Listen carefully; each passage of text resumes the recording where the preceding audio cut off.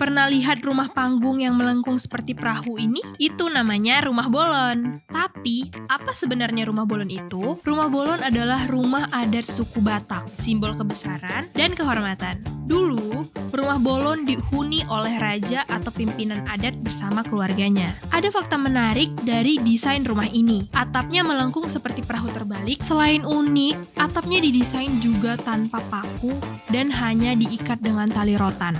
Di dalamnya tidak ada sekat, melambangkan kebersamaan. Setiap sudutnya punya makna filosofis, seperti harmoni dan alam serta leluhur. Bagi suku Batak, rumah bolon bukan cuma tempat tinggal, tapi juga warisan budaya yang mengantarkan kita tentang kebersamaan, tradisi, dan kebanggaan sebagai orang Batak. Jadi penasaran kan berkunjung ke rumah bolon? Tag teman kalian yang mau kalian ajakin ke rumah bolon.